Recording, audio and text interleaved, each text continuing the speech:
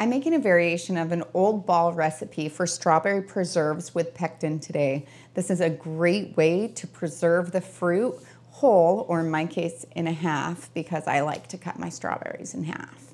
To prepare my fruit, I washed and hulled my strawberries, and then I cut them in half. You could leave them whole though, especially if they were small, but I feel like they're a little bit more manageable when they've been cut. I'll start by placing my 8 cups of strawberries into my pan. I'll then add 6 tablespoons of pectin, 1/4 of a cup of lemon juice, and 1/4 of a cup of water. I'll then place this on the stove and bring it to a boil. Now that it's come to a boil, I'll add 6½ cups of sugar. And I want to stir that in pretty quickly because there's not a lot of liquid in this. The sugar will start to melt, but I need to make sure that I move it around enough that it doesn't actually burn. And I want to be careful with those strawberries because I'd really like to keep them as whole as possible. I don't want it to be mashed up like jam. And then I'll bring that back up to a boil. Now that it's at a good boil, I'll set a timer for 1 minute. And I'll continue to stir so it doesn't scald.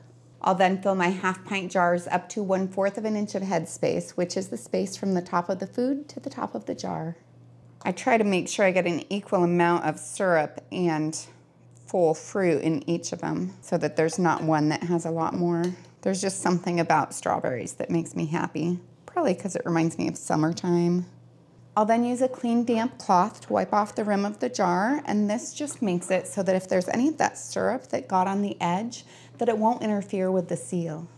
I'll then place my lids and rings on fingertip tight. Everything is really hot, so I have to work fast. I'll then process these in the boiling water bath for 15 minutes if at sea level. I'm at 1,200 feet, so I'll do it for 20. With the canner at a nice boil, now I'll set the timer. Now that the timer's gone off, I'll remove the lid, turn off the heat, and let it cool for 5 minutes. I'll then remove the jars and place them on a heat-resistant surface about 1 to 2 inches apart. This just allows them to cool down a little bit faster. I'll leave them there for about 24 hours, which lets them get a really good seal. After that, I remove the rings and use hot soapy water to clean off the outside of the jars. And then I store them in a cool, dry, dark location where I will use them in the next 1 to 3 years. So now it's time for the taste test. This actually looks so pretty. I don't even want to look how pretty that is with the strawberry floating up at the top. Okay, so I found a little unobtrusive piece in the corner.